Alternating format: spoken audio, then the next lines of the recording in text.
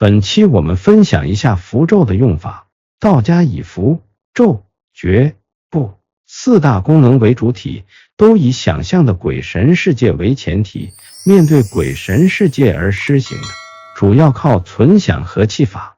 存想又名存思，简称为存。若存想专精，则称为精思，是道教最普遍、最具有特色的思维方法。在道教徒的修炼中、法术中、斋教科仪中，都运用存想的方法，往往成为全程法术的关键。画符流程，道家灵符不是随意画的，也不是谁人都可以画的。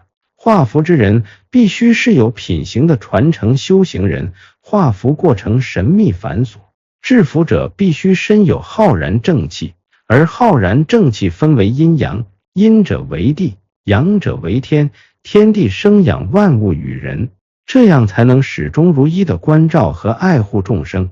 制符者需正襟危坐，存思运气，一鼓作气画出所要画的符，中间不可有任何连续停顿。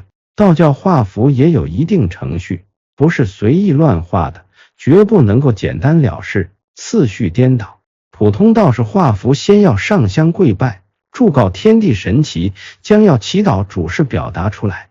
通俗点讲，是需要先请神，禀明神灵所要处理何事，然后要赤笔墨纸验印，才开始画符。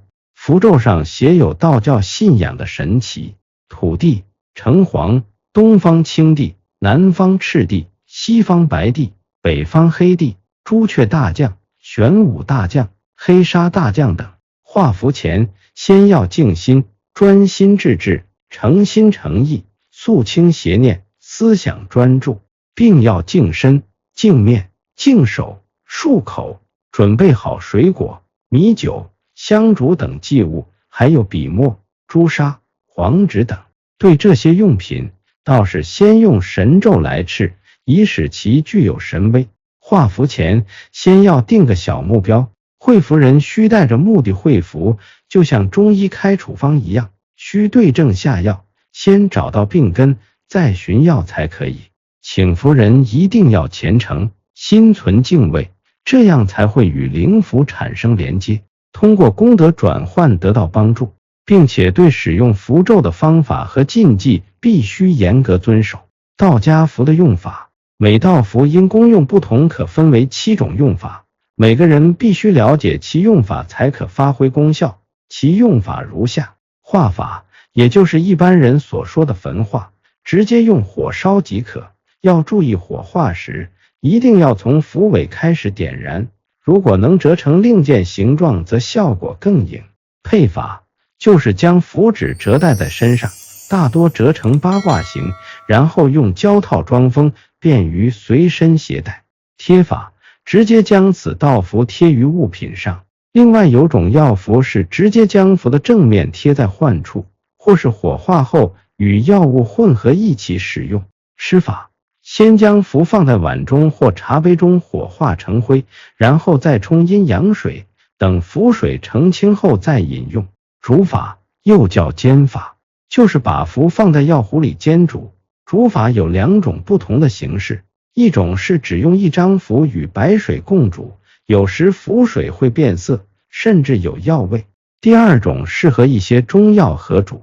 擦法，符火化后加冲阴阳水，用剑指或金刚指沾符水来擦身体，通常先擦头部，再沾符水拍一拍胸前以及背部，有时可佐以喷法。所谓喷法是施术者口含符水，并用剑指放在自己嘴前，用力一喷，符水经由剑指而到达被施术者的身上。